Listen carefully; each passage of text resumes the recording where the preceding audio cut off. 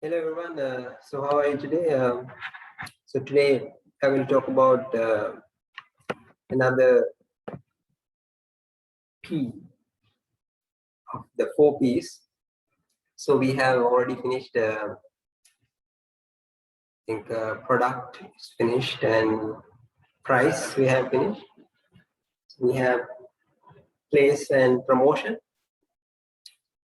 Promotion we will probably deal at the end. Deal with the promotion at the end. So we are going to talk about distribution today. Okay. Can you guys hear me properly? Can you hear me? Yes, sir. Okay. So we are going to talk about promotion.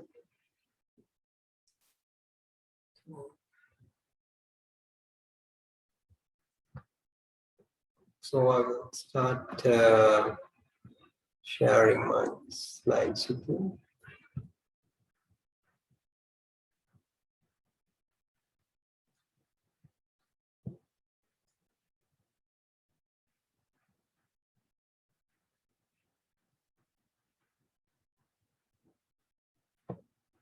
Can you see the screen?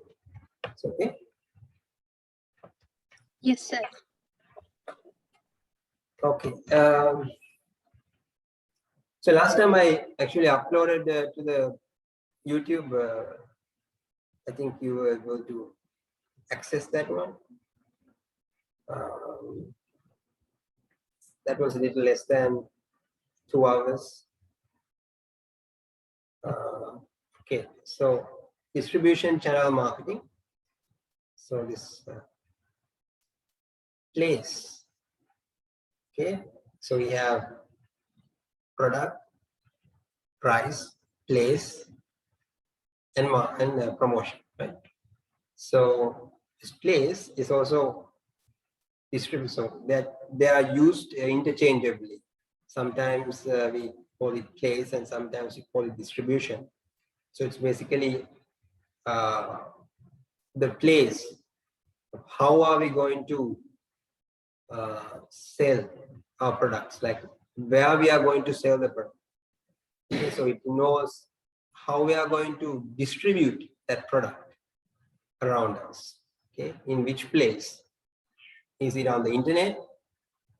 Is it some like a retail shop? Is it are we going to sell it as a wholesale item? Okay, so that is the place where our product is getting sold to the customer. Okay, so that is why we are using the term distribution and place interchangeably. Okay, which we use either one of them, so it's okay. So I just want to clarify why we call it distribution channel marketing rather than calling it place. Okay, so this is the third P.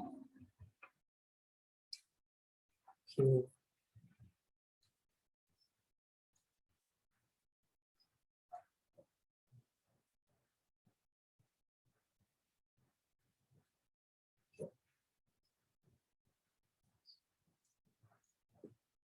So this is like the penultimate. Like penultimate means one before the last. So the last one is promotion.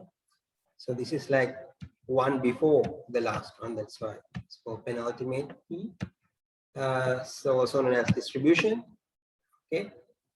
So for example, if you want to buy something like a diamond ring, okay. So from where are you going to buy that? You could get one from an exclusive designer jewelry shop, or you could get it from some like cheap place, like the price is not that high. Okay, so does that mean necessarily, like always, does that mean that high priced diamond ring is of very high quality and the other one is very low quality? Okay, so it doesn't, that's why it says not necessarily. Okay, not necessarily. Is the designer diamond ring more expensive than the keychain? Yes, of course. It's of course more pricey. Okay. But that depends on what type of distribution strategy we use. Because, for example, if our product is available everywhere within arm's reach, very easily accessed. So if we are using that sort of a ubiquitous distribution strategy, most of the time, we cannot raise the price that much. If you want to increase the price, make it quite rare. Make your product quite rare. So it's not very easy to find. It's not sold everywhere. It is sold at certain places only. Then, by following that sort of strategy, you can raise the price. Okay? Because if a product is like very easily accessed, it's within 5 minutes walk from each and every household, then there's not much chance that you can charge the customers a high price. Okay, so just because the distribution strategy you follow, just because of the distribution strategy you follow, there can be fluctuations. There can decide the price of the product. So it can affect the price of the product. Okay. So distribution channels. So we call these channels distribute. So this is like a channel. So channel means some medium. Okay, some medium. So this medium, this channel, goes from one point to the other point, right? So at one end you have the manufacturer. The other end you have the end user or the consumer. Okay, so it goes all the way from the manufacturer or the producer to the consumer. So what is the path it takes to go from the manufacturer to the consumer? That is the distribution channel.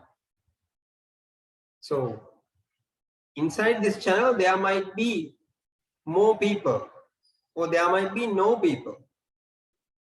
If there are no people in between,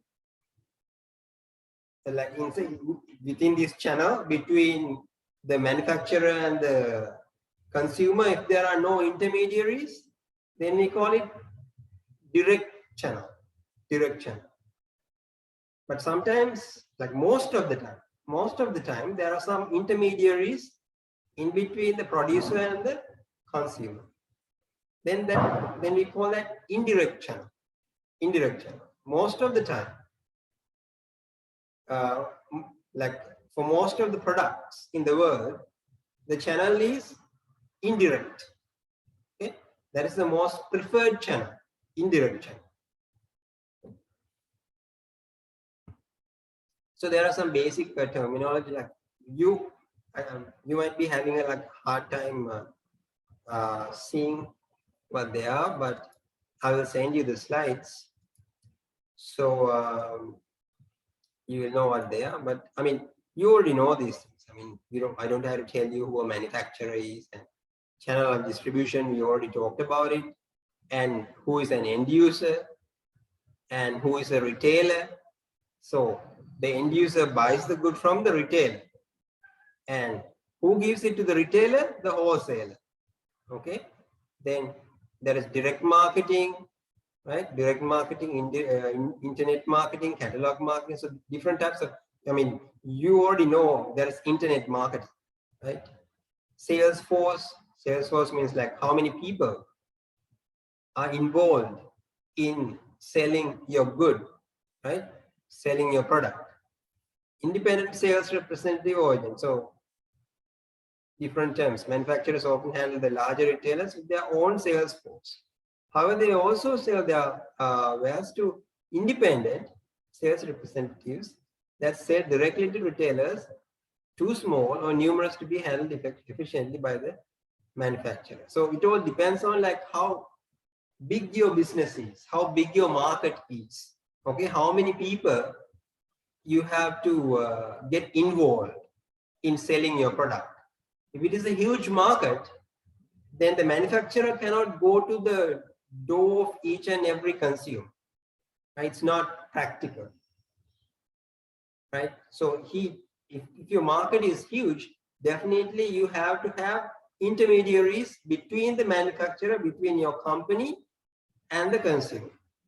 Okay. Okay. Let's move on.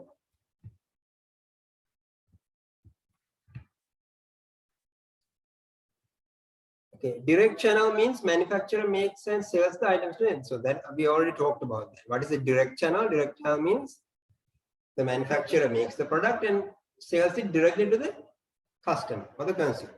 That's it. There are no intermediate people in between. Okay.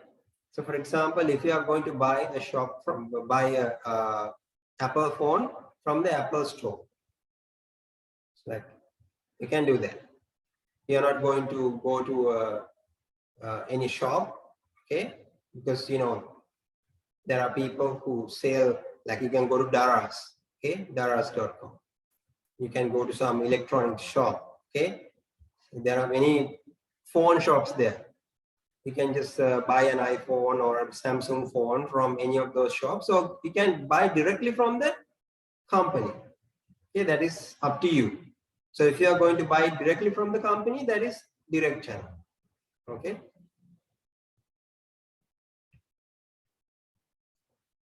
And then, so if a company is adopting this direct channel distribution, why?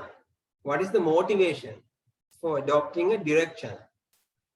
Now, direct channel is useful when you have to have a lot of control. So you want to, like you are making a particular product. You are making a particular product, and there is some technical information behind that product. Some technical information behind that product. And only your company employees have been given the training. They have been taught. They have been taught all the technicalities about that product. So only your company has the ability to explain the ins and outs of the product. They have a thorough knowledge about the product. So if it is like a technical item like that, then to sell that item, you have to explain about that. This is how it works. These are the advantages. Now this wire does this thing. This is what this does. Like all the ins and outs. Okay, but that sort of knowledge is not there for the intermediaries. Like you cannot expect the wholesale company owner to have that much knowledge about your product, or the retailer will not have that much knowledge about your product. So if there is a lot of technical information behind that product, then it is better that without using any intermediaries, you sell it directly to the customer. Then you can tell the customer everything that you want to make the sale a successful sale. Okay. And also when you use intermediaries like wholesale shops and retail shops, you don't know how these guys are going to sell your product, right? You have no idea how they are going to sell your product.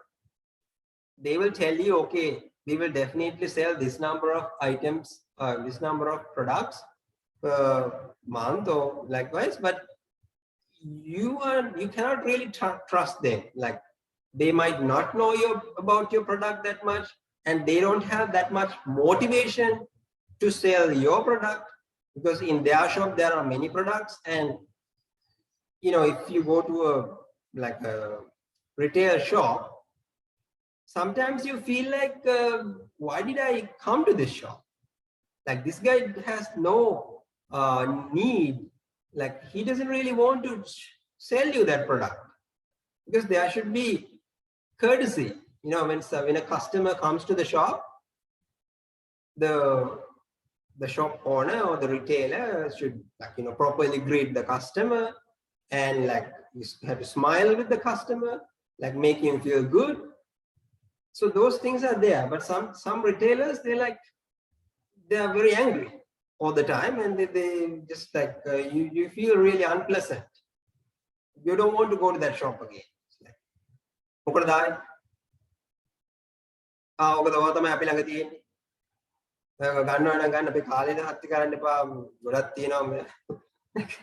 They just there are people like that.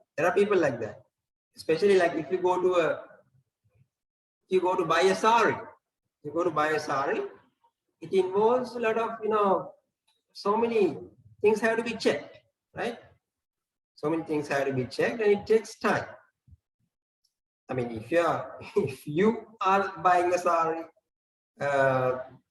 like I'm talking about, like if the husband is buying a sari to the wife, then you can just go online and just okay, I like this color, that color.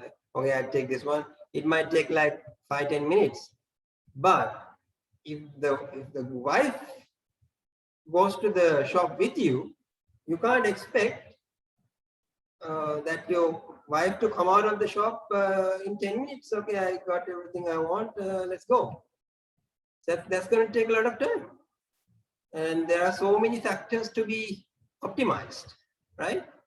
So, but that is why the shop, the people who are going to sell the sari, they have to be very patient. Until all the factors are optimized, the sale will not happen. But sometimes some people, they don't want to even show the sari. They feel like, okay, we are wasting time. We are wasting our time. We don't want to take everything out. We have to pack everything and put it back. When you say no, that's not going to work out, right? So you have to have, you don't know how they are going to sell. Because those saris, like for example, Vijay saris or something like that, they did not sew those saris, right? Somebody created those saris and sold it to them. So now they are like in between. So that's what I'm saying. I think you get the idea. So if you want to have the same dedication, if you want all that technical information to be presented to the customer, then you have to sell it yourself. You cannot expect the intermediary to follow all that, all those procedures, to give all that information, to be courteous to the customer, all that. Okay. So that is why if the main reason for you to have a direct channel of distribution is if you want the ultimate control about selling the product. Okay, about selling the product. And the other thing is, now if you make a profit, it's totally yours. It's totally yours. You don't have to give 10% to this guy, 20% to this guy, or for all those intermediaries. You don't have to do that. You make it, you sell it directly to the customer. The profit is totally yours. Okay. But at the same time, you are 100% responsible for all the maintenance costs. And like if you have 5 shops, if your company has 5 shops, then as the company owner, you have to be responsible for maintaining all those shops. But if you are using a retail shop, you are selling through retail shop, then the retail shop owner will take care of that shop. So you don't have to be, you can totally forget about that side. So there are like 2 sides for this coin. So you have more control, all the profit is totally yours, but you are also again responsible for maintaining your whole network, your shops, everything. Okay.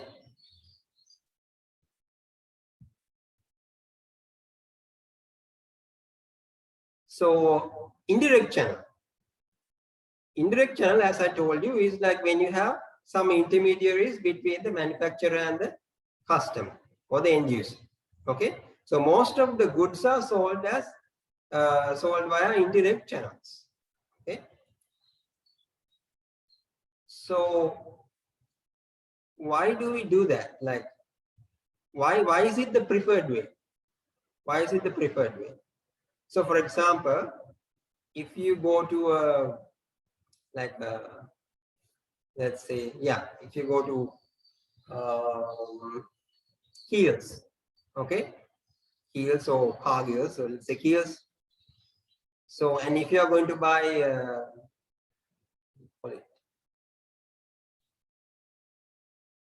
some sort of like a flour, okay, let's say wheat flour, you want to buy wheat flour.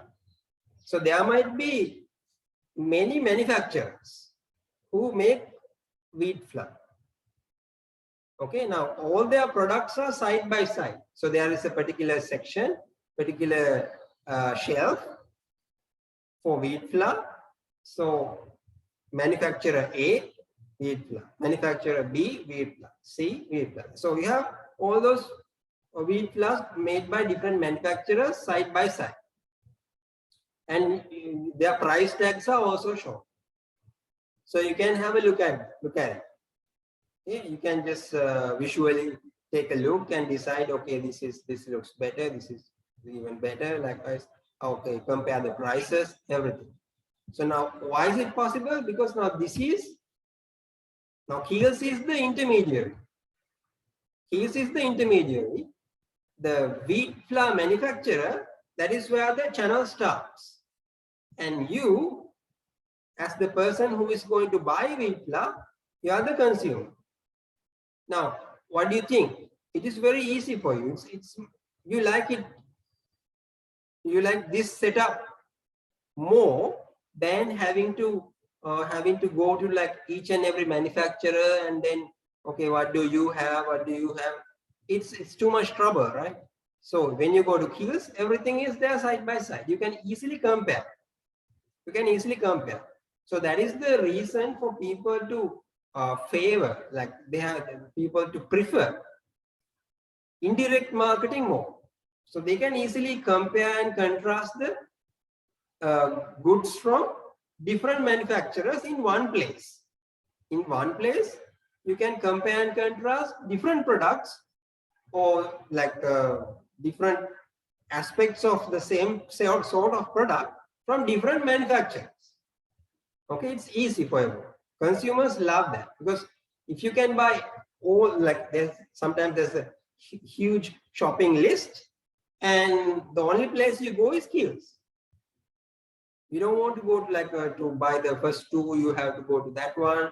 The second, like third, fourth, you buy from the other place. It's too much trouble. You're wasting a lot of time. You start shopping in the morning. By the time you come home, it's like almost evening.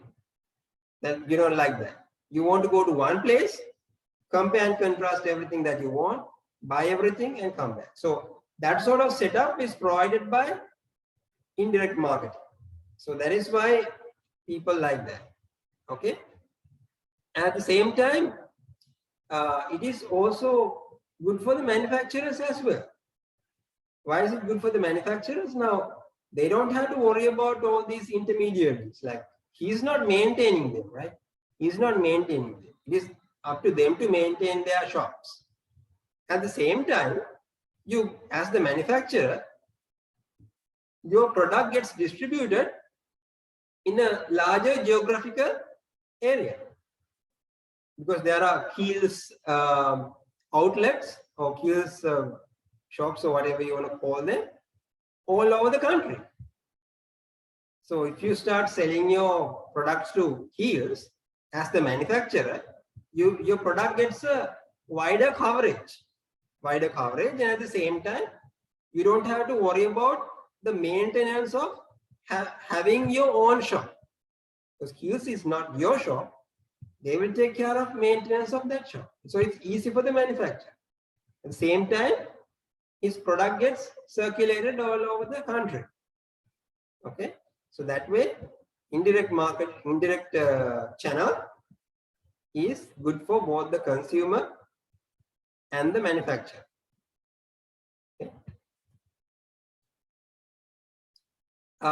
There are some disadvantages as well. I think we have already talked about these disadvantages a little bit.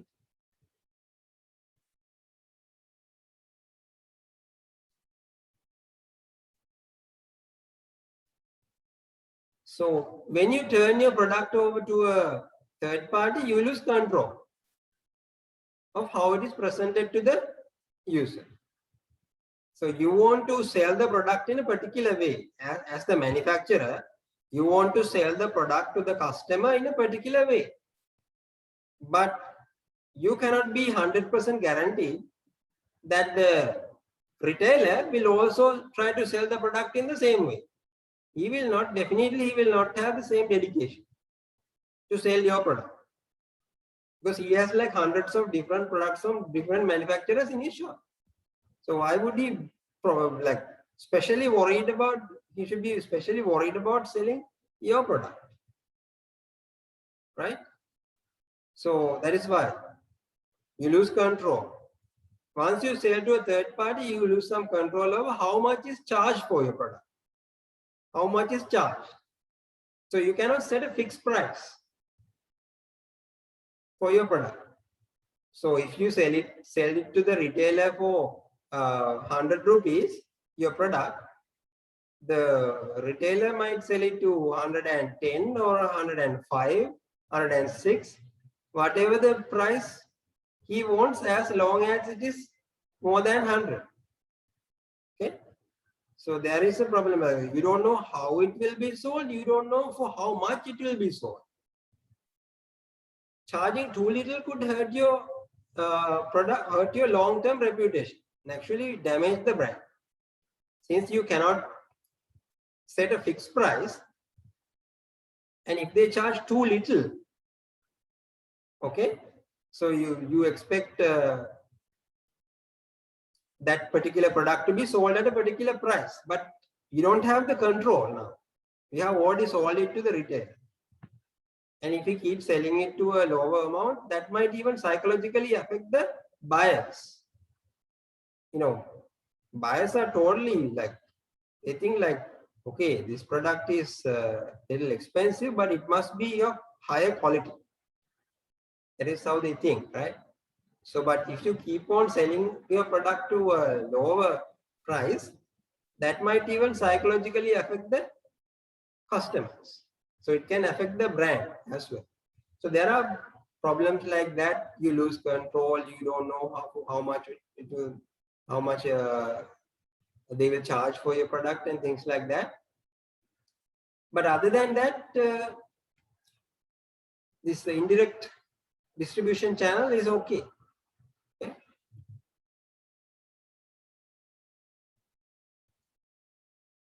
So most of the time, there is a mixed distribution channel. So the manufacturer can use, sometimes it's a mixture. For some places, it's a direct sale, but sometimes he uses indirect distribution as well. So it's not like 100% indirect or 100% direct. It's a combination of both. So that is called a mixed distribution channel. Okay, so it's up to the marketing manager to decide how much of direct channel, what is the percentage of direct channel usage, and what is the percentage of indirect channel usage. I'm going to, okay, that's a mixed distribution channel. Okay, and there are these numbers like 0 level, level 1, level 2, likewise channel levels. So now channel level, 0 level distribution is the simplest, and that means the direct sale. 0 level involves a direct sale from manufacturer to the consumer with no intermediary. There are no wholesalers, no agents, no retailers. Straight from producer to the, or the manufacturer to the consumer. That is level 0 distribution. Okay, so there are many examples. Okay, so sometimes, you know, these, when you're at home, you see some internet marketing advertisements. If you dial the number right now, we will give you this much of discount. Most of the time, the manufacturer directly sells you. the product, okay, at a discounted price. Okay, and sometimes manufacturers, employees, the company employees, they might come to your place like a representative, then you can buy it from them. Okay, so that is still the same thing, because it's not the retailer, it is an employee of your company. Okay, so they are going to go door to door and sell the product. Okay, so these are some of the examples, and you can previously, as I mentioned, buying an Apple phone directly from the Apple store, that is also a direct sale. So what you have to keep in mind is zero level distribution means direct distribution, direct channel. Okay, so if there is only one intermediary between the company and the customer, that is one level channel or level one channel. Okay, that means it's just the manufacturer, retailer, and the customer or the consumer. Manufacturer, retailer, and the consumer. So only one level. Okay. So most of the time, that is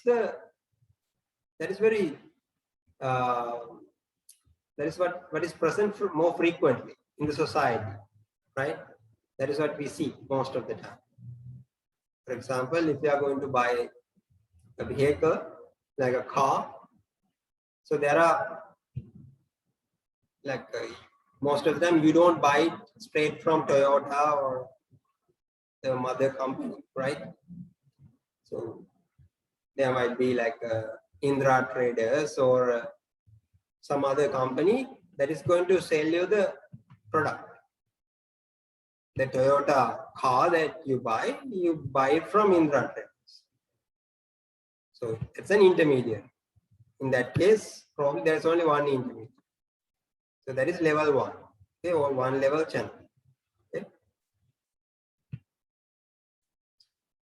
So two level channels, that is that involves manufacturer, wholesaler, then the retailer, and then the consumer. Manufacturer, wholesaler, retailer, and the consumer.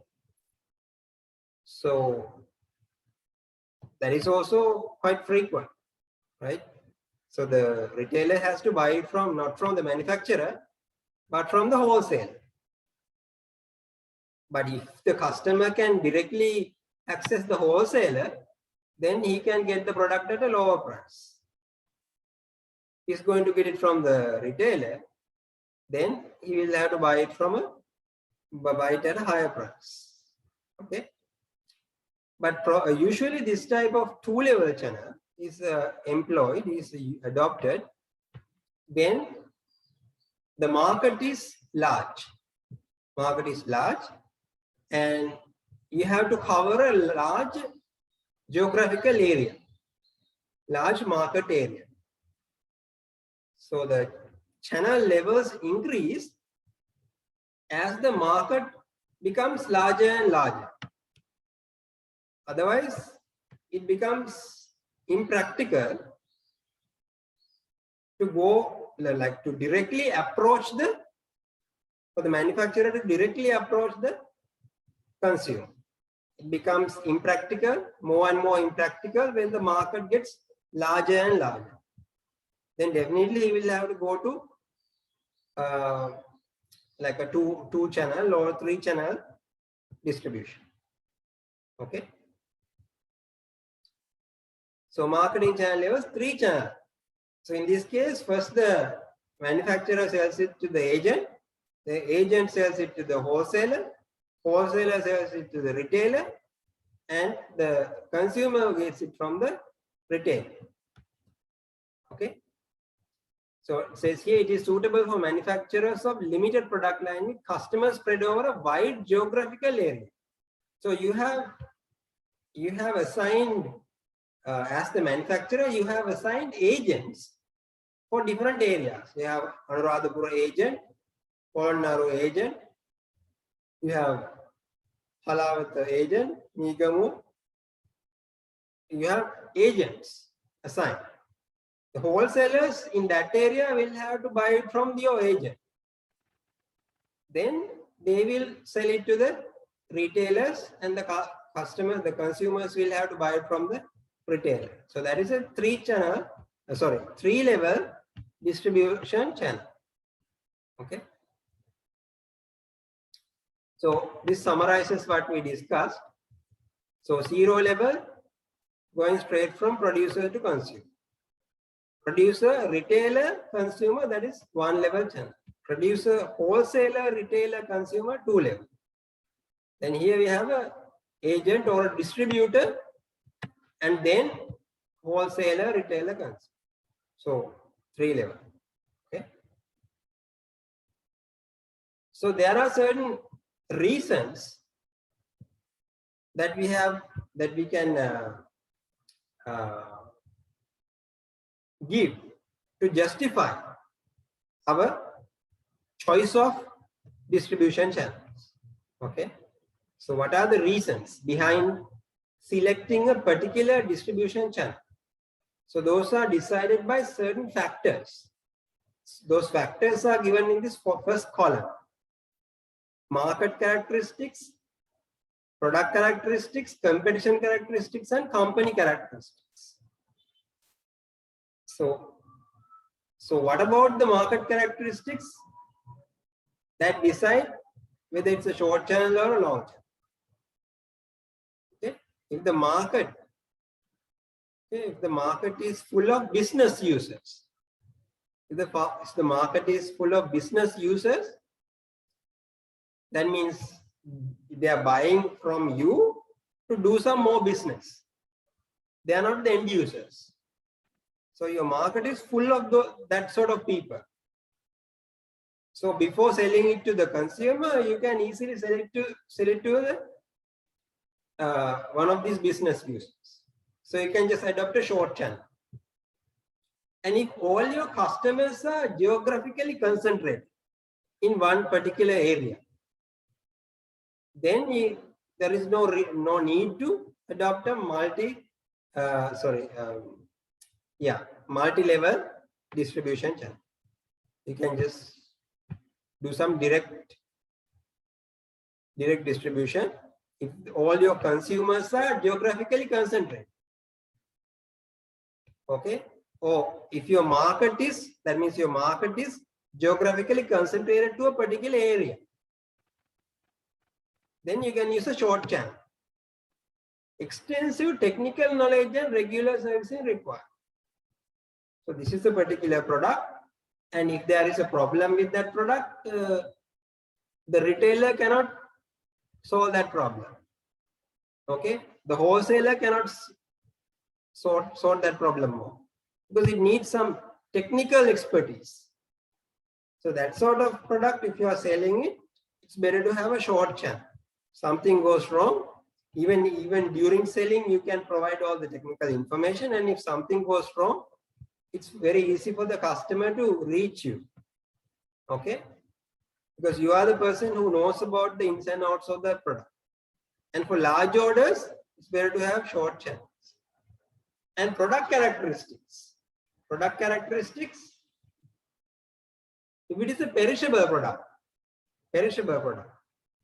like if you have some fruits that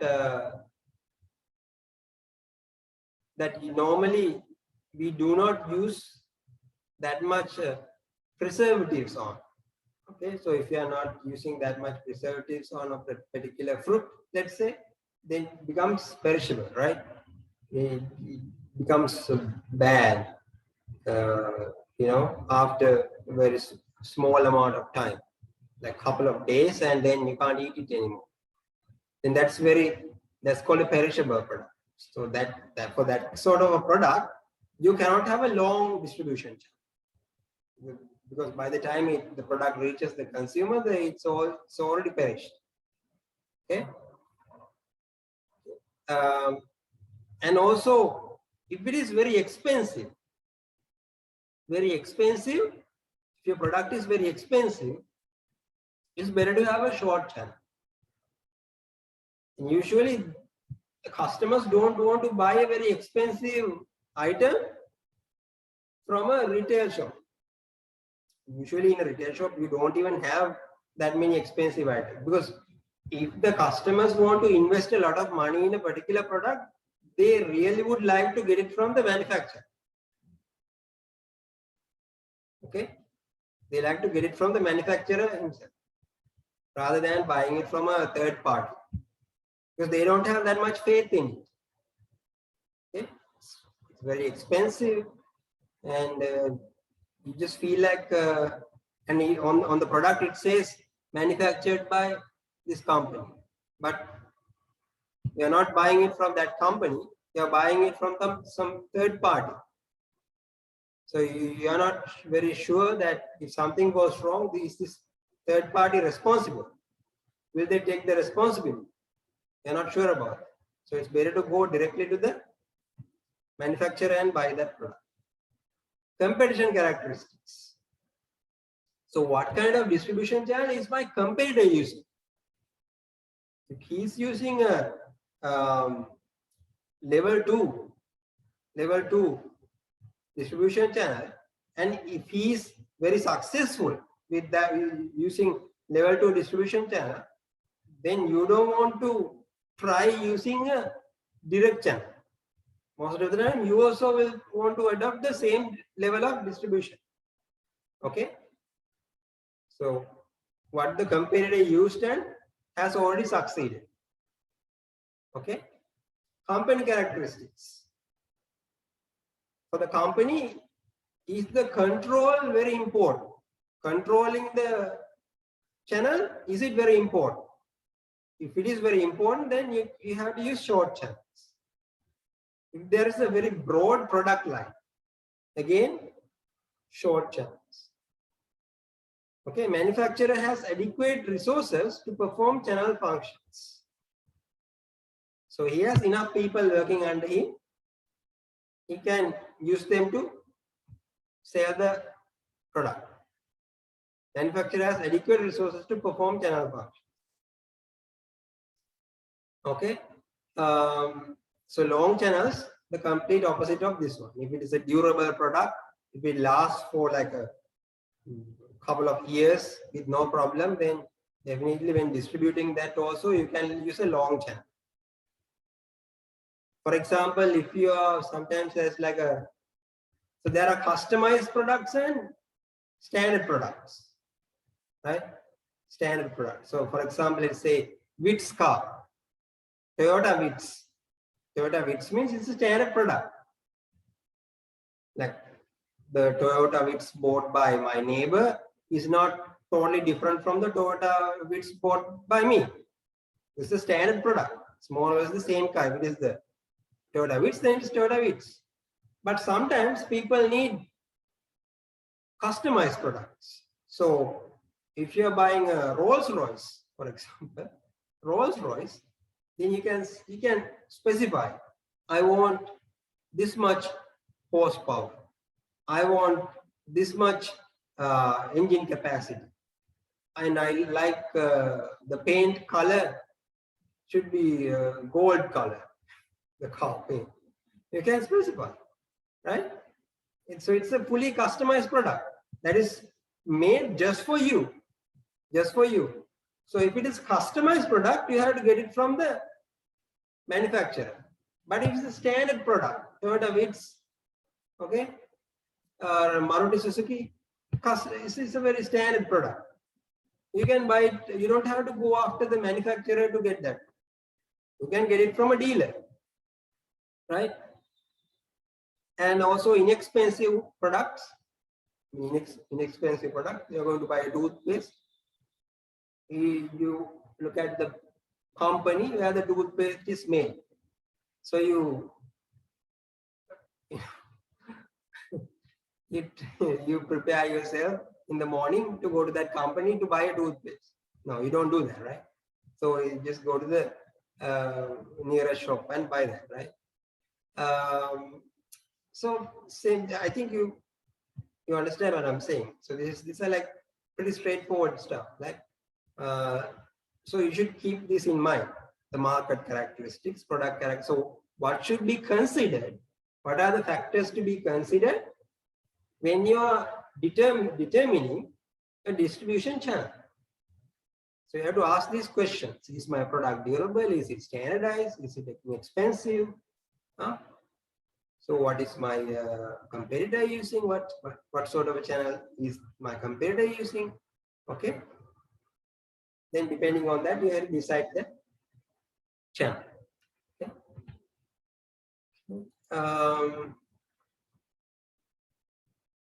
Okay. Distribution strategies. So there are some distribution strategies. So we are going to talk about three main distribution strategies: ubiquitous, selective, and exclusive. Ubiquitous, the meaning of the word ubiquitous means present everywhere. It's present everywhere. Actually, guys, there's a video. Oh, what is the time now? 3:30. Okay. There is a video here. I think I selected that video. That is affecting.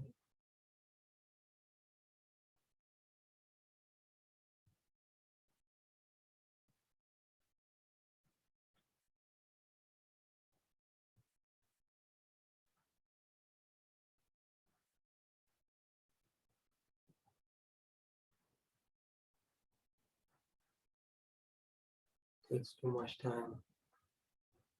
Not this.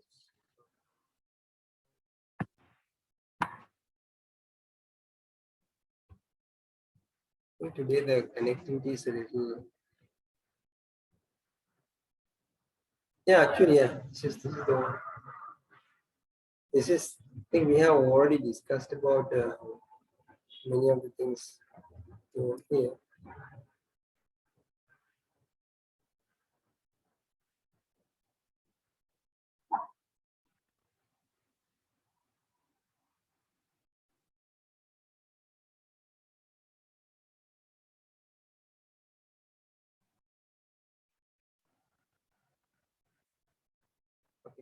Now I'm going to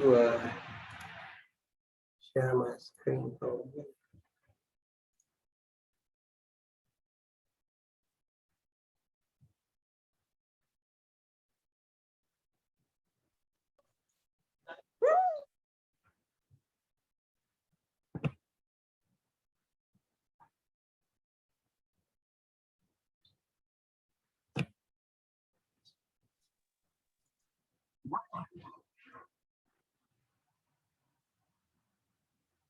Can you guys hear? You can't hear, right?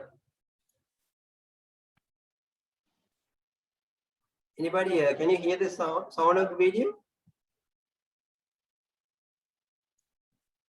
Hello? No, sir. Hello? Today's video is one of the most powerful lessons I could ever pass on to you about Yes, sir. building a successful business that makes a significant amount of money. But please note, this video has almost nothing to do with affiliate marketing or selling digital products. Those are the tools. But today I'm going to give you something far more valuable. A completely new way to look at your business. Most people think Starbucks is in the coffee business. They're not. Coffee is their product, but their business is actually distribution and real estate. Those stores represent Starbucks' distribution channel. Television, YouTube, Facebook are distribution channels. These are the mediums in which marketing messages flow and goods are sold to a participating audience. So if Starbucks wants to sell more coffee, they must expand their channel by opening more stores. Without those stores, there is no business. Same with McDonald's. Same with Walmart. All of these companies have figured out that their real business is their distribution channel through which goods and services are sold. We need to remember that as well, as it's the key to building a business that makes $400,000 in a week instead of one that only makes $400. The miracle of building a business in the internet age is that it allows a single person to build a massive global virtual distribution channel with nothing more than a laptop. Christina, a full-time mom with 2 kids, and has spent the past 2 years writing a few books on parenting tips for new mothers. Now that her books are done, her primary goal has been to sell those books and bring in some revenue. Most people, especially small business owners, would agree with that logic. You create a product or service, and then you focus on selling it. But there's a reason that the average annual revenue for a small business in the US is only $44,000, and there's a reason why it is not turned into millions. She thinks her business is selling books. It's not. Her books are a product, but a product is never a business. Here's what I mean. To demonstrate the difference between building a business where the primary focus is on selling books and building a business where the primary focus is on building a distribution channel, Christina could sell her book on Amazon.com and the Kindle store for $9.95. For every sale, she makes a 70% profit, or $7 per book. In order to make $7,000 per month, she would have to find a way to sell 1,000 books per month, or 33 books per day. She doesn't get any of her customers' information such as their name or email address, so her only way to make money is to constantly sell books every single day. She might be able to spend some of that $7 in profit on advertising, but that will decrease her profits down to $1 or $2 per book if she's lucky. This is not a business, and yet it's what tens of thousands of authors attempt to do each and every day. Now let's take another approach. Instead of focusing on book sales, let's focus on building her distribution channel, which in the case is a list of moms who subscribe to her free email newsletter. By sending her readers valuable information via email on a regular basis, Christina can build a solid relationship with them. She can become known, liked, and trusted for the value she provides. This is called goodwill. And goodwill is everything when it comes to the value of your distribution channel. Because if people know, like, and trust you, they will buy from you. On average, an email subscriber to Christina's list will be worth $1 per month in revenue if she maintains a high level of goodwill. If she has a list of 5,000 readers, she should be able to make around $5,000 per month by promoting goods and services that would benefit her readers. 20,000 readers equals $20,000 per month, and so forth. Over the course of a year, that means each subscriber is worth $12. This is possible because people tend to stay in your distribution channel and consume your products and services for as long as you continue to create goodwill. So how can we use Christina's book to build her email list? Simple. If each free email subscriber is worth at least $12 per year and her book customers are only worth $7 total, then it makes a heck of a lot more sense to just give away the book for free in exchange for their email address. With the addition of a second product that she can offer her new subscribers for $20 to $50, she will be able to afford to actively market her free book on Facebook's advertising platform and rapidly increase the speed of her list growth to hundreds of new subscribers per day. Within the next 12 months, she should have a list of around 100,000 subscribers, which should produce around $100,000 per month in revenue. Anytime she creates a new product or comes across someone else that she'd like to recommend, she can do so just by sending out a single email. But it gets significantly more interesting when you start to focus on turning those free email subscribers into actual customers. Their value goes from $12 per year to well over $100 to $1,000. So let me walk you through an actual real-world case study. The great thing about building a distribution channel that generates revenue, rather than a product that generates revenue, is that you can leverage the amazing products and services that others have spent the time to create. This is typically called affiliate marketing, which was pioneered by Amazon.com almost 20 years ago. Basically, you can promote someone's product or service and get paid a commission for every sale. If it's a digital product like an ebook or an online course, that commission is typically going to be 50%. So if the product costs $50, you'd make a $25 commission. When it comes to promoting a product to your list as an affiliate, there's two important rules you need to keep in mind. 1. Only promote products that you've personally bought and checked out for quality. 2. Only promote products because you believe they will provide a real tangible benefit to the people on your list. Not for money, but because you know it will help them achieve their ultimate goal. Failure to follow these rules will result in the loss of goodwill and could even destroy it completely. Finally, I included a photo within the email to provide proof that I personally used the product. This went a long way in readers' minds to solidify the product's value and credibility. Anytime you can show photos or a video of your personal use, do so. It will likely increase your sales by at least 100 to 200%.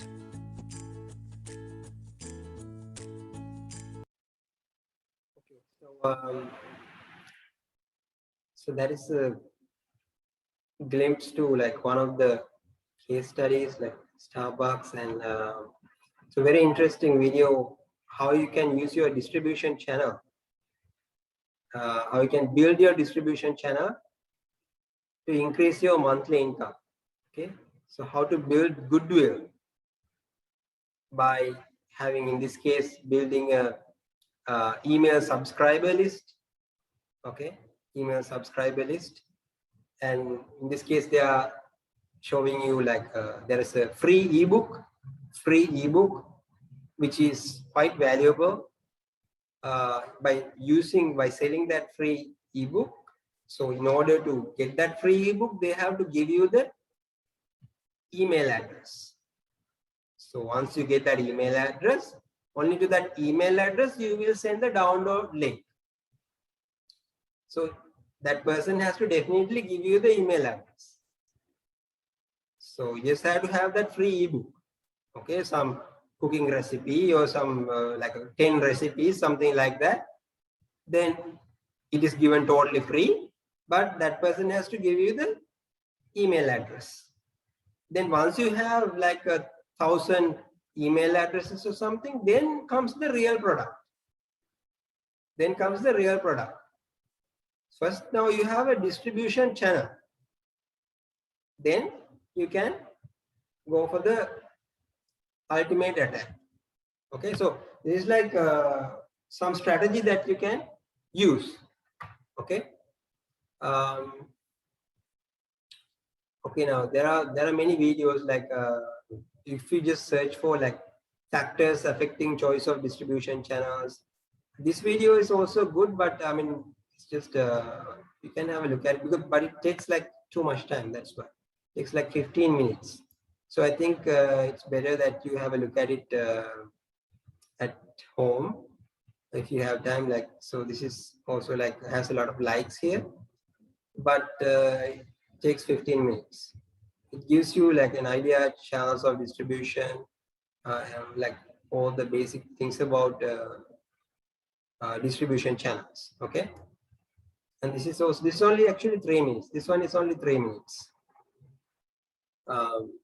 So this we can play actually. Only 3 minutes. Hello everyone, this is Brian McCarthy. Welcome to a lecture on channels of distribution. In our brief time together today, we will talk about what a channel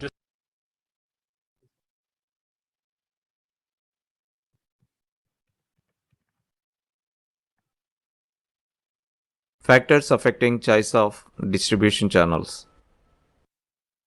Presented by eduxit.com. In this video, we are going to learn factors affecting choice of distribution channels. While choosing a distribution channel, the manufacturer usually evaluates it from the perspective of the following factors.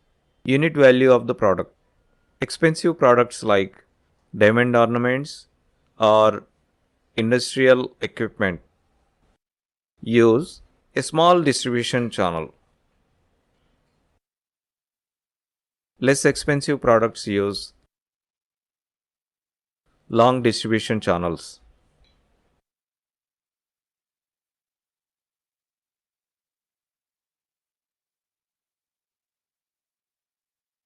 Customized or standard size product. When the product is customized,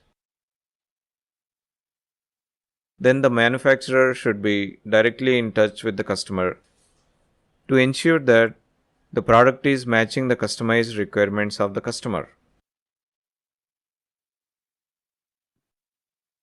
So, a small distribution channel is used.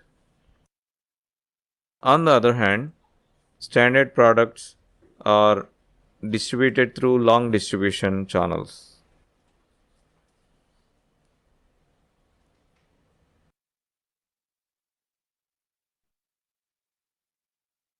Perishability of the product. Perishable products like food items, etc. choose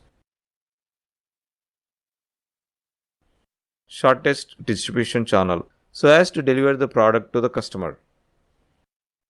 On the other hand, if the product is durable, then long distribution channel is used.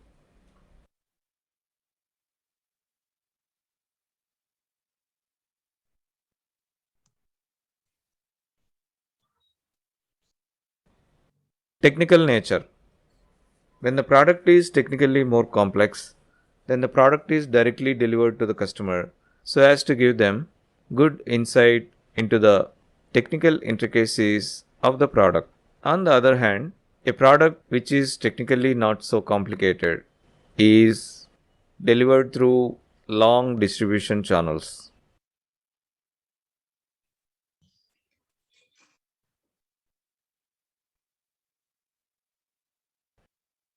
That covers the factors as per whose perspective a manufacturer evaluates a distribution channel. Thanks for watching. Edixit.com is started to promote effective and efficient. Okay. So you guys can have like a. So there's still, there is a problem with the LMS. So I think it has not been solved yet, like 100% not solved yet. So I will.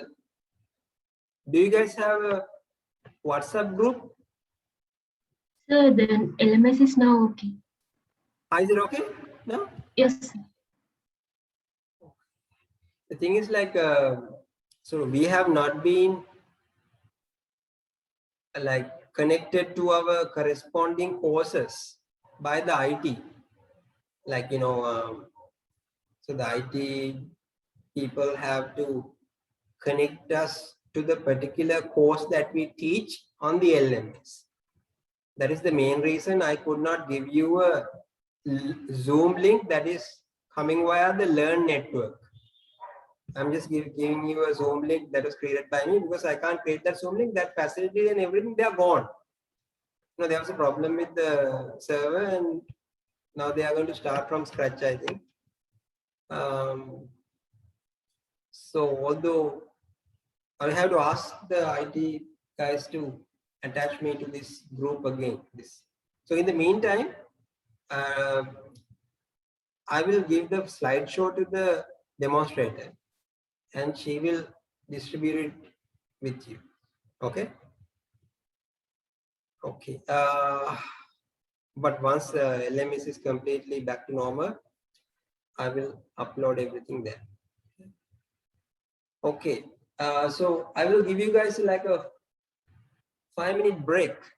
Then we will come back, and in the meantime, you can just ask me any questions if you have. Then we can discuss them. So now it is like 3:50. So we will start at 3:55. Okay.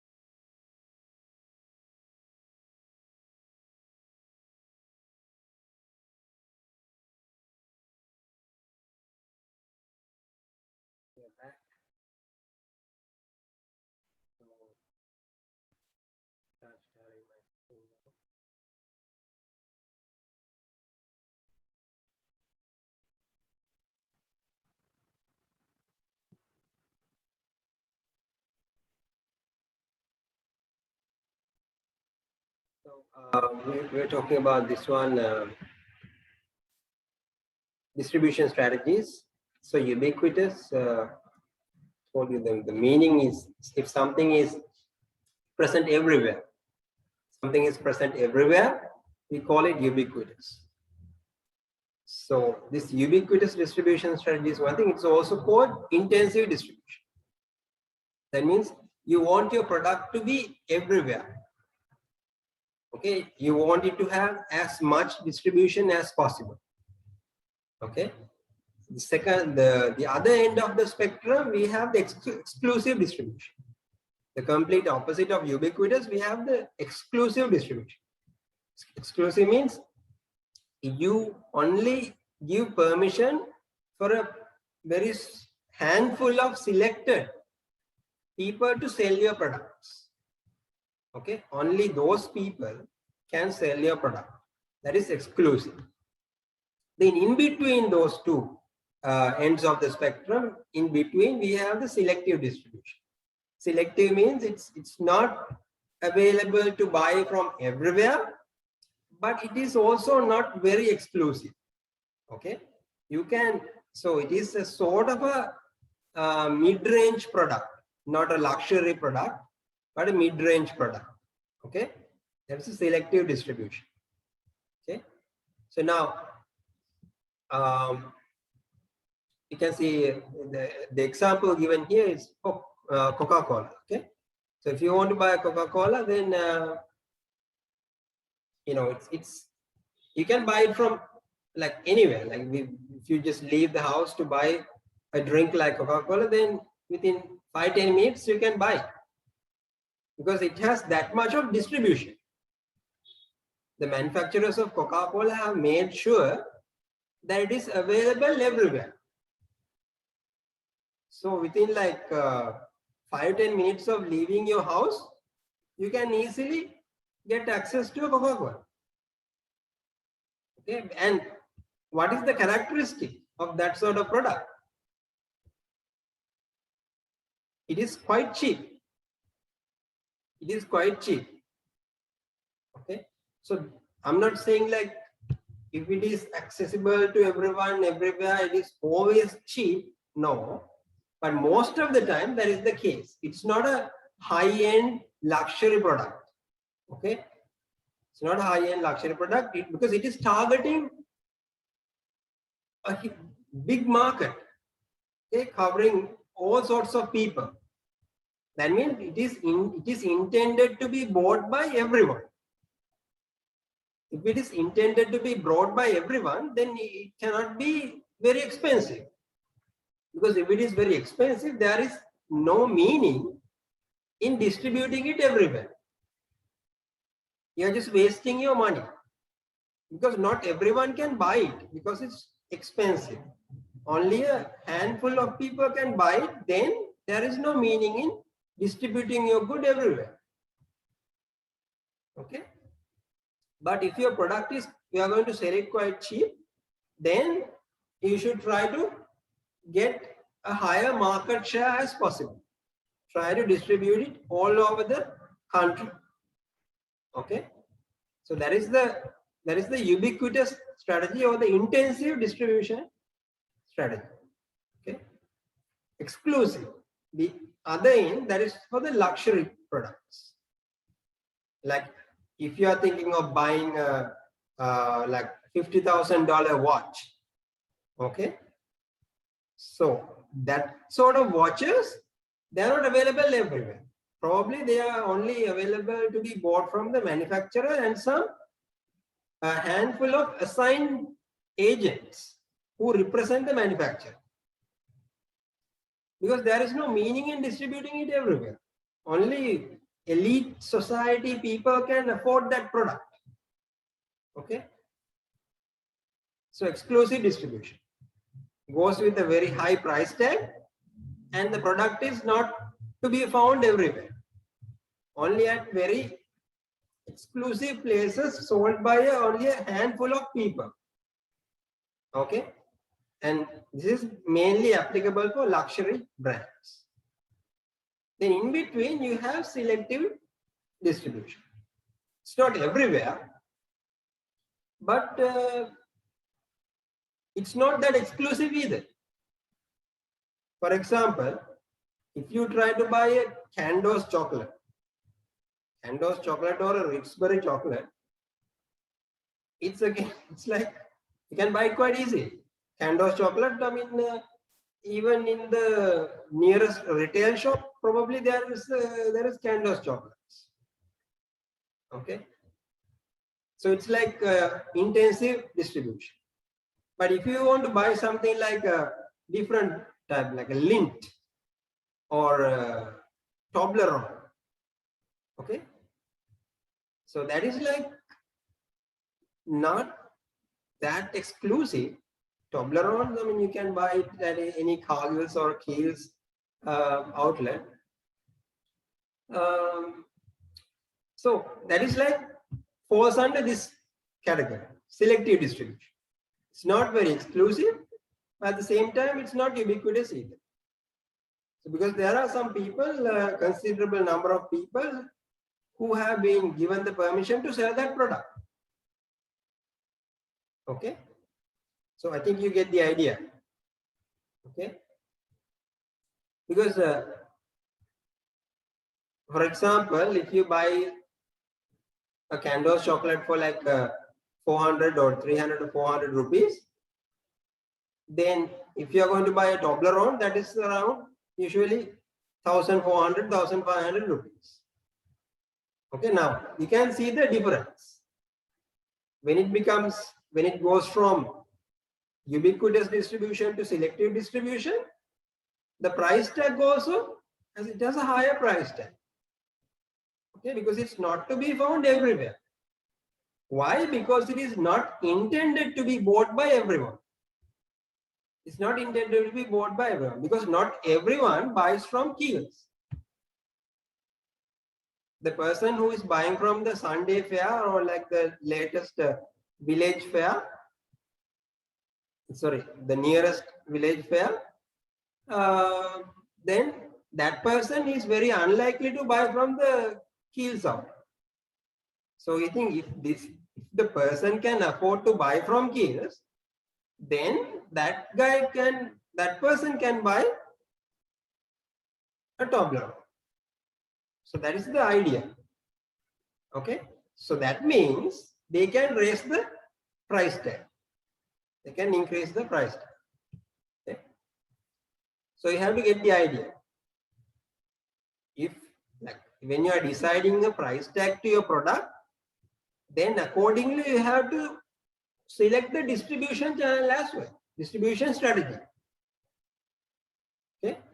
If you make the Toblerone available in every nook and corner, you are wasting money because that Toblerone will be there in the nearest retail shop for like a couple of years and it will get expired. It will never be sold because nobody is going to give 1,000 or 1,200 rupees to buy a chocolate in a village. Okay.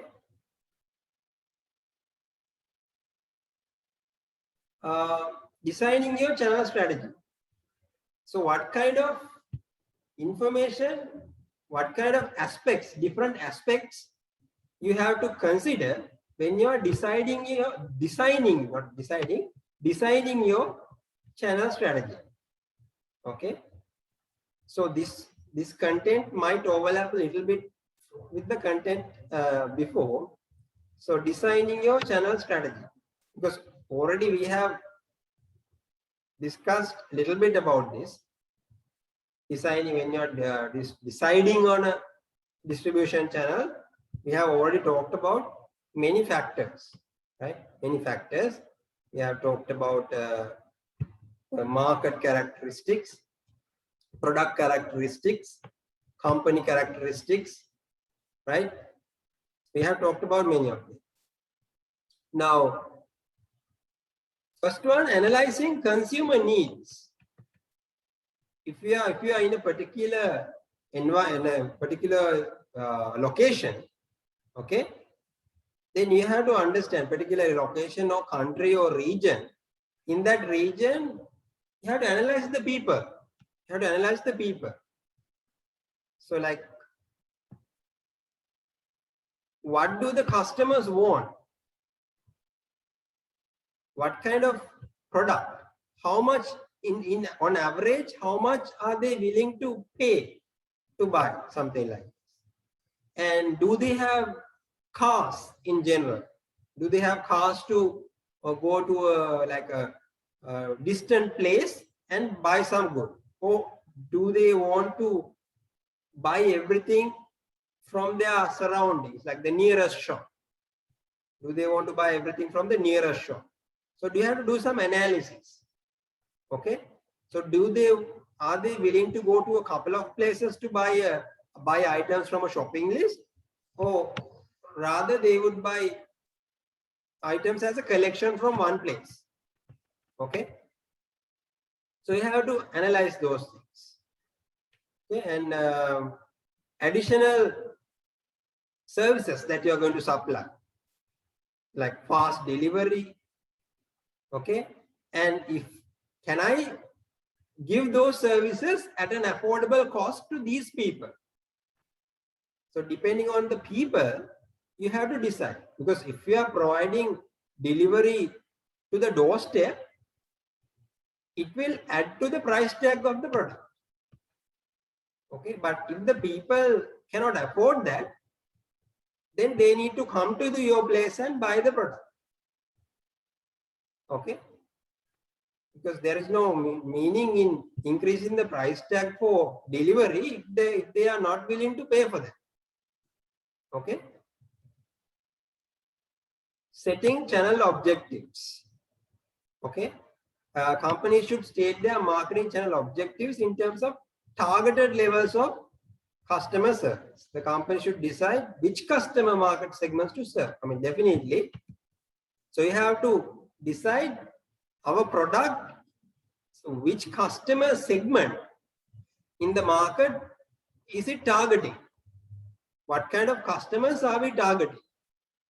Are we targeting customers with an income level of this much and higher, or are we targeting in general all the people? Likewise, they have to decide. Then accordingly, they have to decide the distribution channel. Okay.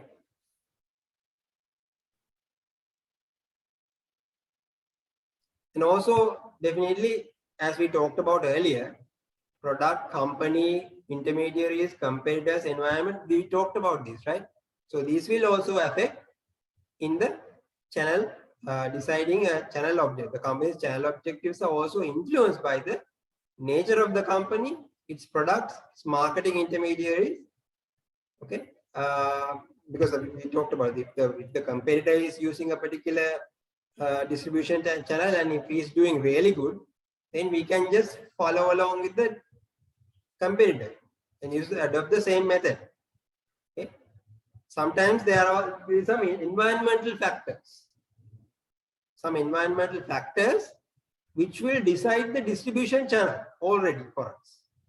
There are some environmental barriers, environmental factors which totally disable certain modes of distribution. Only when that environmental factor is present, we can only distribute in this way. So it's affected by the environment as well. Okay. Setting channel objectives influenced by company, influenced by products. Okay. We talked about like the perishable products. If it is perishable product, then it should be a short channel. Influenced by company, like the company's size and financial situation. Right? I mean, if it does not have all the money to buy like a couple of lorries and, because most of these goods are distributed using lorries and vans, right? The company should be able to finance those. Okay.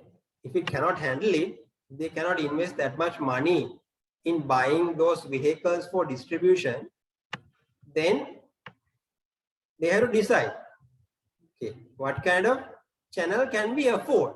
What kind of distribution channel can we afford? Influenced by marketing intermediaries and competitors, definitely. I mean, if our competitors are selling this product and if they are doing really good, then it might be difficult for us to sell the same product in the same market. So then we will have to go for something else, Okay. Influenced by environmental factors such as economic conditions and legal constraints. Like in a depressed economy, producers will want to distribute their goods in the most economical way. Like these days, for example, everybody has lost their money. There are so many thieves who are ready to steal from everyone. Because people in general, they don't have money. The economic situation is extremely bad. So then the company has to decide, we cannot charge these people a lot of money for like distribution channel and everything. We cannot charge a lot of money. So we have to accordingly decide, okay, to distribute the goods in most economical way. So if you are using a courier service, then if because you are using the courier service, if you have to increase the price by 500 rupees, then definitely people might not buy from you because they don't have money. In general, people don't have money. Then go for a different delivery service. So accordingly, you have to decide, depending on the economic situation, what kind of distribution channel can I use? Okay. Okay, identifying major alternatives. When the company has defined its channel objectives, it should next identify its major channel alternatives. What are the alternatives for distribution channel? Types of intermediaries, number of intermediaries, responsibilities of each channel member. So the types of intermediaries. So you can decide. These are like alternatives. Alternatives means you have many options. We have many options in deciding the types of intermediaries. You can decide, okay, there should only be retailers. Oh, it's okay, there should be wholesalers and retailers. Oh, wholesalers and retailers and agents. Okay, so you can go for different types of intermediaries. Okay, because if you have more intermediaries, you can reach a wider, you can have a wider coverage for your product. But as it gets larger and larger, it is difficult to control. Okay, but if you want more control, you should go for a direct channel. Okay, at the same time, like your distribution channels should not conflict with each other. For example, you have agents going from door to door selling your product. Some representatives going from door to door selling your product. Same time, you are selling your product in the retail shop as well. But if the sales of the sales reps are affected by the product, your product being available in the retail shop, then they are conflicting. That should not be done, because the sales reps will then complain. We cannot sell anything because the people in the nearest retail shop that is available and they are going to buy it from there and we can't sell it. So your distribution channels should not conflict with each other. Okay. And also we talked about this one as well, actually. Number of marketing intermediaries. Companies must also determine the number of channel members to use at each level. So these are the three distribution strategies: intensive, exclusive, and selective. We like already talked about it. Intensive distribution strategy, in which they stock their products in as many outlets as possible. Many outlets.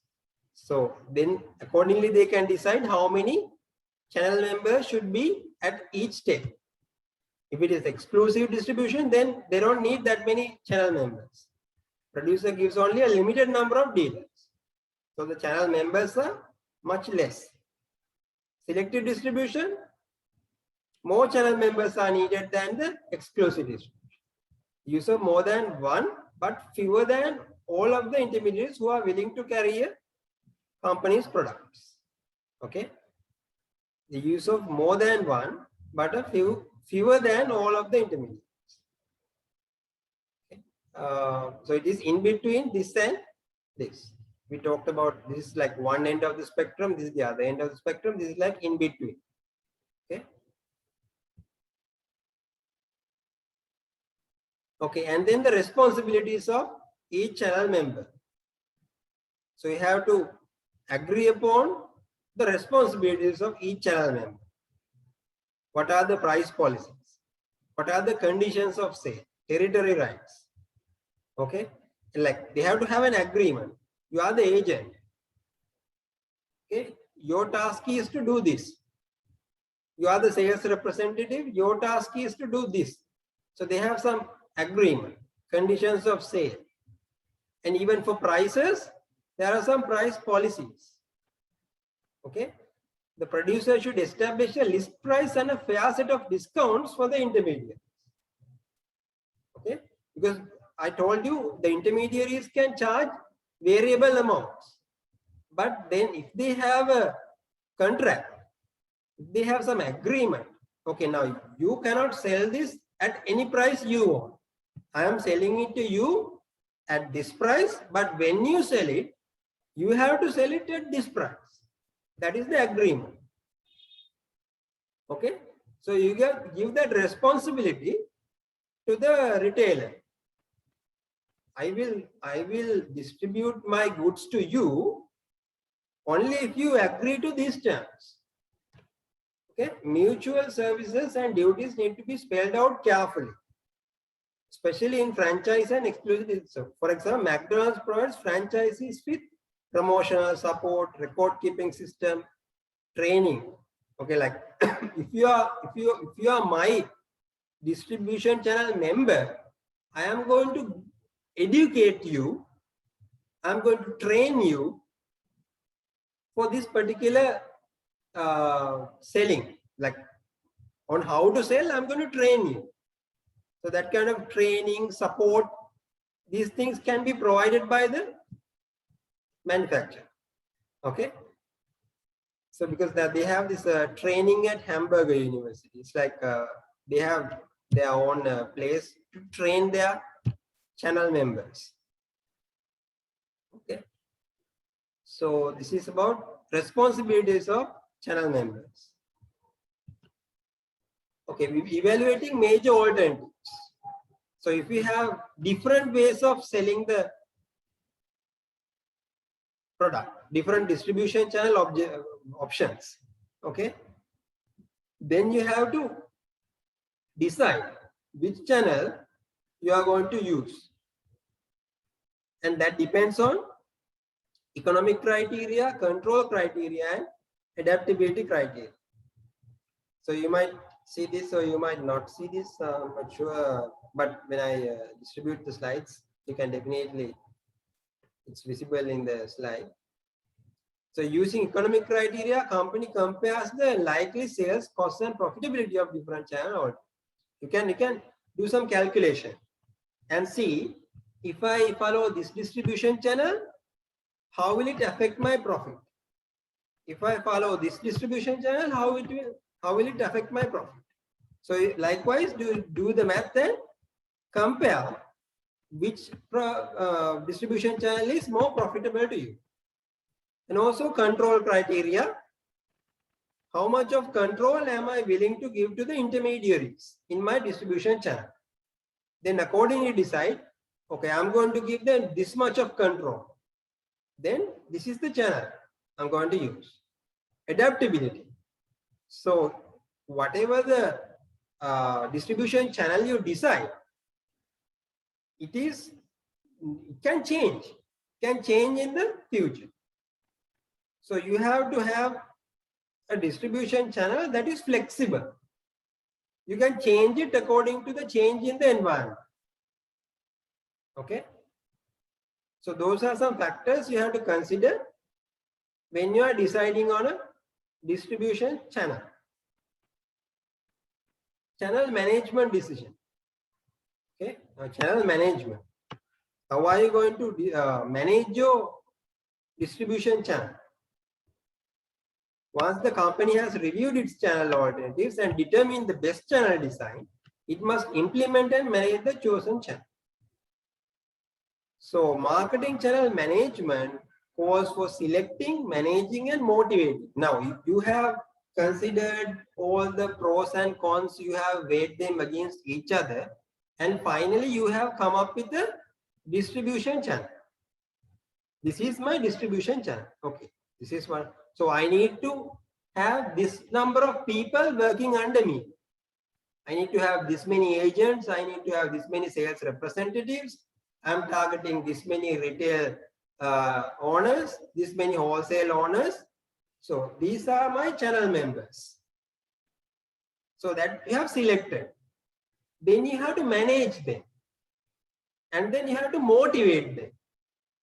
Okay, motivate, and finally you have to decide how well each of them are doing. Evaluate your channel members. How much profit are they bringing into your company? Evaluate them. How good are they doing? If somebody is not doing very good, how can you motivate them? Because they are in your distribution channel, right? They are working for you. And if they are not happy, then they might even say some bad things about your product. So you have to keep your distribution channel members happy. Okay. So selecting channel members. Now this is like an interview. So you have to like have an, for example, advertise. We need just like a normal regular newspaper advertisement. Then you have to analyze, look into their experience level, their educational qualifications. Okay. Then you have to decide, okay, this guy I'm going to recruit. This is a channel member. Okay. And then we'll have to manage them appropriately and then make sure that they are growing with you. Your channel members, they are also people, right? They want to see some progress in their life. So your company is going up. At the same time, the people who are working under you, working for you, they are also showing some growth. Okay. And they are bringing profit. You have more reputation. Okay. Managing and motivating. Once selected, channel members must be continuously managed and motivated to do their best. Okay. In managing its channel, the company must convince suppliers and distributors that they can succeed better as a team. You have to emphasize, reiterate the importance of working together as a team in order to succeed. Okay. Companies can now use partnership relationship management and supply chain management software to help recruit, train, organize. So there are some software platforms now available that will do like automate, or not automate, like that will help you in doing all of these activities. You can recruit, train, organize, manage, motivate, and even evaluate relationships with channel partners. Some software platforms available for that. Okay. Evaluating channel members. The company must regularly check channel member performance. What is the performance? Like how much money, how much revenue is this guy bringing to the company? Compare. Okay. And sometimes, like, you know, you can see when you go to an office, like some company office, they have some photos like let's say leader of the month, hero of the month. Okay. So the person who brought the highest profit to the company in that month, they put their photo up there. Okay. So that's the guy they evaluated. He evaluated and he brought the highest profit. You have to identify, give some motivation to that person. Okay, the company should recognize and reward intermediaries that are performing well and adding good value for customers. And if somebody is performing poorly, then you have to look into that. What is going on? Okay. And if nothing works, then they have to be replaced. Okay, you have to let them go and get some new people. Marketing logistics. Okay, marketing logistics involves planning, implementing, and controlling the. So logistics means a lot of things. Okay, so when people talk about logistics, usually the pictures of warehouses, how the things are flowing, the transportation, those things come to our mind, like the inventory control, things like that. Okay, planning, implementing, and controlling the physical flow of goods and services and related information from points of origin to points of consumption. Again, it's a flow. So logistics involves controlling this flow of goods and services and related information from the point of origin to the point of consumption.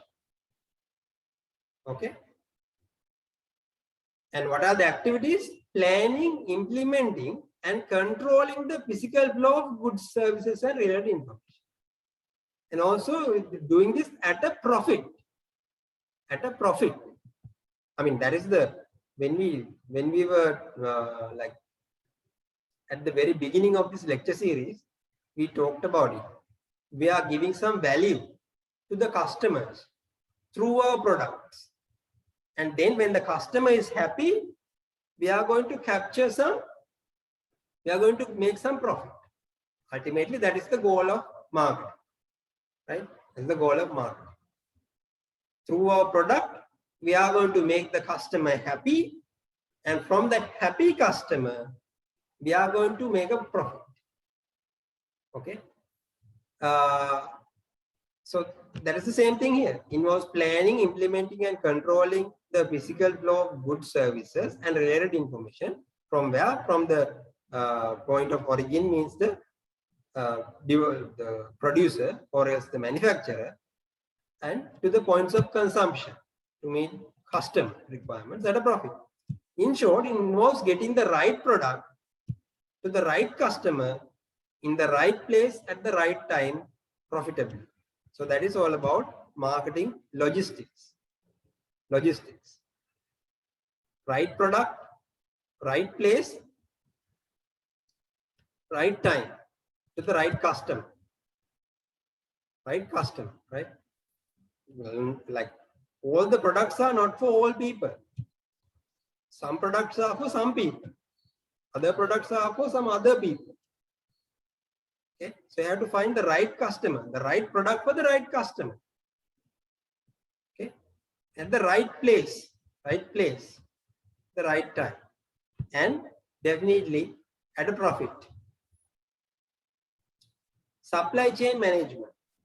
This involves managing upstream and downstream value-added flows of material. So this is like a whole long sentence. Material, final goods, and related information among suppliers, the company, resellers, and the final consumers. Managing upstream and downstream value-added flows of material. Okay. So basically, it is again, this is sort of management. What is it managing? The supply chain. Supply chain. What is supply chain? Supply chain means it goes from suppliers to the company, and then from the company to the outside, that is resellers, and then customers. So that is like your chain. This chain has to be managed. Managing upstream and downstream. So upstream and downstream is this inbound and outbound. Okay. Material, final goods, and related information among suppliers. Those are suppliers, the company, resellers, and the final customers. So you have to manage this inbound logistics and the outbound logistics. Okay. That is the supply chain management. Reusing, recycling, refurbishing, or disposing of broken, unwanted. So now, after it goes to the customer, reverse logistics is, now the customer has used the product and then he's going to throw it away because it's broken or something like that. Then they can reuse, recycle, refurbish, or dispose. I mean, if you cannot do anything at all, then dispose. So that is again coming all the way back, like breaking it down to smaller pieces, and then some portion of it will be taken by the suppliers to create the product again. So somehow it's coming all the way back. That is reverse logistics. Reverse. The forward logistics start from suppliers to the company, resellers, and goes to the customer. That is the forward. Reverse is it's coming all the way back. Okay. Now managing this flow is the supply chain management. Okay. Managing upstream and downstream, downstream of material, final goods, and related information. That is the supply chain management. Okay. Tasks of a logistics manager. Logistics manager. Now, logistics manager. Now, what is logistics? That is inbound logistics, and there is outbound logistics. Now, the logistics manager should manage those inbound and outbound logistics. Task is to coordinate the activities of suppliers, purchasing agents, marketers, channel members, and customers. Okay. Now, this involves a lot of calculations. Okay, right. How much should I buy? Okay. Like, if I'm going to order something, how much should I order? From which person should I order? At what time should I order? Okay, because now, if there is a particular, like, usually if you are going to sell something like a jacket, okay, you are going to sell jackets, then you can't sell jackets in the summer because it's very hot. Then towards the winter, people will need jackets. So as the logistics manager, you have to make sure, okay, this is the time the people are going to buy this. So I have to keep things ready. They are going to buy it at that time. These customers will buy this product at this time. So I have to make sure that I have enough inventory so that I can satisfy the demands of the customers. So in order to do that, I have to purchase those items from the manufacturers. Manufacturers who manufacture the jackets, I have to buy it from. Then from which manufacturer am I going to buy? Then I have to have a compromise between quality and quantity. Quality, what is the quality that I require, and how much, what is the maximum amount of money I am willing to invest. So depending on that compromise, you have to select the supplier. Then you have to you have to make some forecast depending on the previous logistics, the previous sales, previous numbers the company has. You can predict this year, this number of jackets will be sold. Then based on those predictions, you have to order from the suppliers. You have to select the supplier as well. Select, then from the predicted, to fulfill the predicted amount, you have to buy.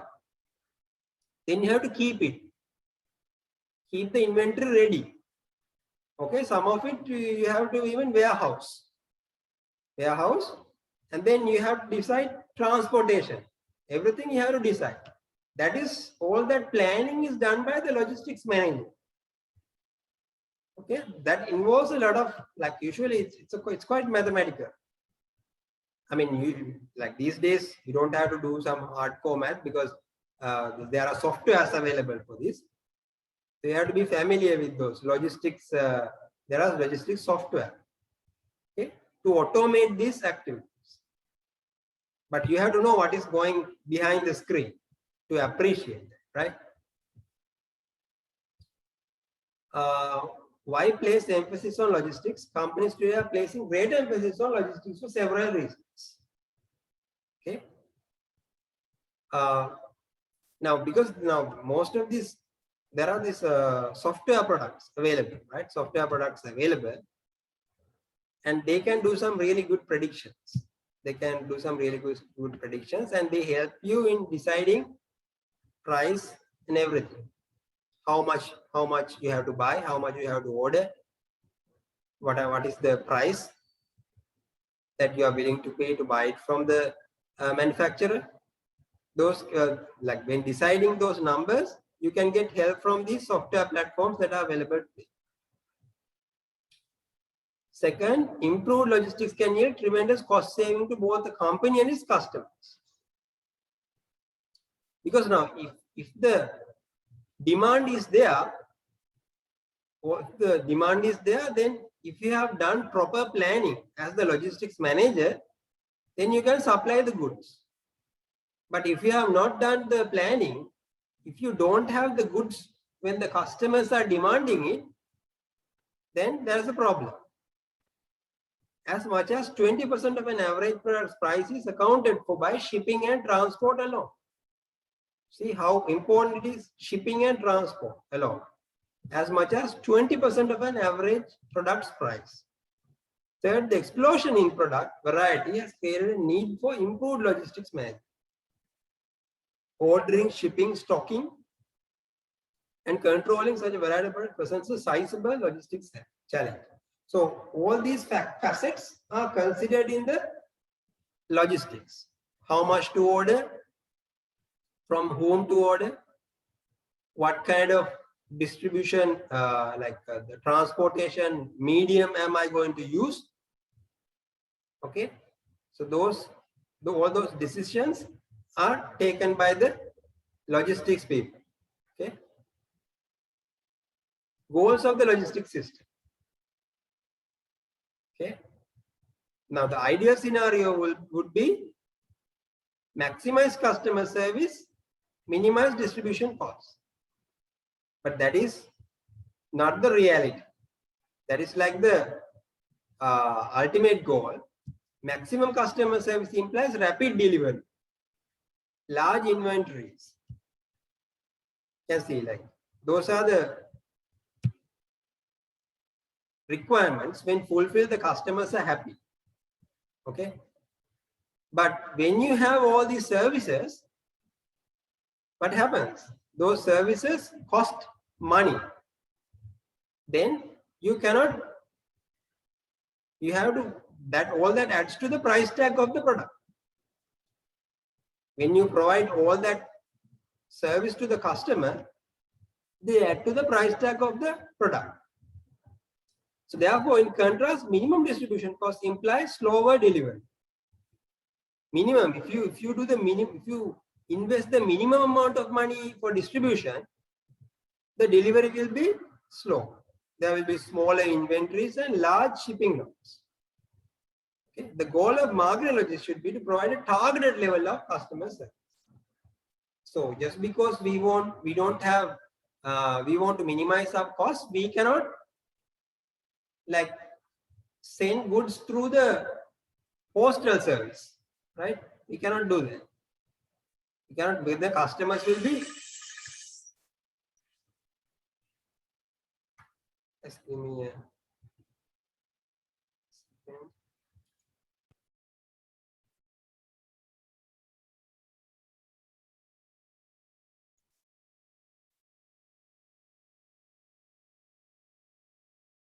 Okay.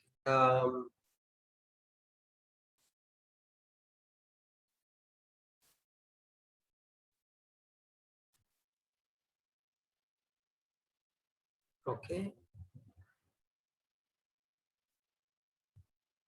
So we were talking about like, so we have to come to a compromise.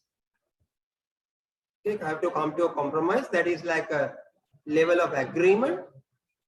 We have to provide service to the customer, not at the minimum level, but at a particular targeted level. Okay, targeted level, and not the minimum cost. Again, that should be a targeted level, because if we go to all the minimum, then the customers will not get the service at a acceptable level. As I said, to minimize the distribution cost, you cannot send everything by mail. For some goods, you have to have a courier service.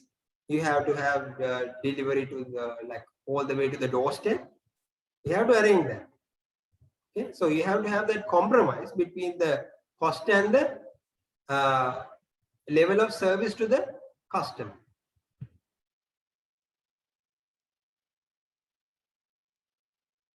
So this last time also the questions were from this particular area, major logistics functions.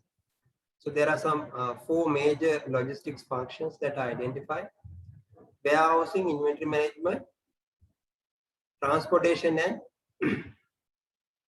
logistics information management. So each of these we will consider them separately. Okay. 444.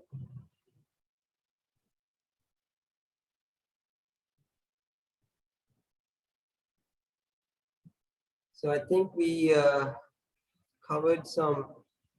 So we are going to talk about this major logistics functions from like, we are going to talk about this tomorrow. Then we will finish this section, that is distribution. Then we will start the final P. Then we'll finish the 4 P's of marketing. Then I have one more section, that is a product life cycle. Then my sections will be done. Okay, then I can probably by tomorrow and by next Monday, my parts will be more or less finished. Then Dr. Asanka Dharmavansa, he will be teaching you the economics aspect of this course. Okay. So I think for today I'm going to stop here. So thank you very much for your attendance, and if you have any questions, you can ask. I mean, me or as an email, or you want, you can call me or email me. So you guys have a lovely rest of the day. Okay, thank you very much. Thank you, sir.